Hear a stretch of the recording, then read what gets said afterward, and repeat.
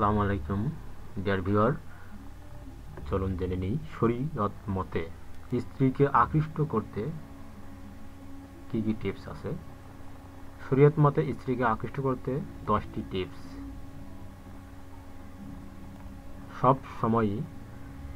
সব স্বামীরাই চান স্ত্রী তার প্রতি সব সময় আকৃষ্ট হোক।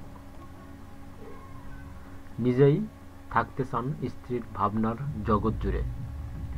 প্রত্যাশা করেন স্ত্রী একমাত্র তাকেই ভালোবাসবে মন উজাড় করে দিয়ে। কিন্তু সব স্বামীদের কপালে তা জোটে না। তবে সামান্য কিছু বিষয়ে দৃষ্টি রাখলে স্ত্রীর ভালোবাসা অর্জন করা কোনো ব্যাপারই না। আসুন জেনে নিই এই ব্যাপারে 10টি টিপস। ইন্টারনেট অবলম্বনে লিখেছেন মোহাম্মদ বাকি বিল্লাহ। স্ত্রীর চোখের দিকে তাকিয়ে কথা বলুন। আলাপের সময় এদিক সেদিক তাকাবেন না। নিজেকে পরিপাটি ও পরিচ্ছন্ন রাখুন। সুগন্ধি ব্যবহার করুন।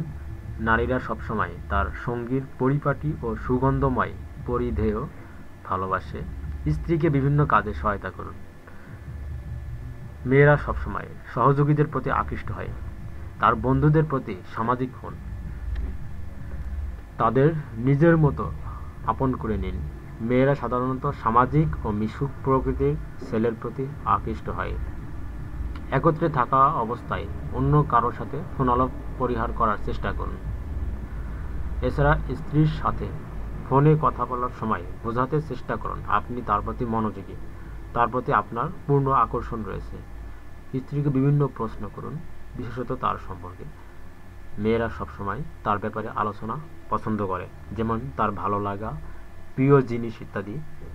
কোথাও প্রবেশের সময় আগে গিয়ে দরজা খুলে তাকে স্বাগত জানান। এই বিষয়টি নারীদের ভীষণ প্রিয়।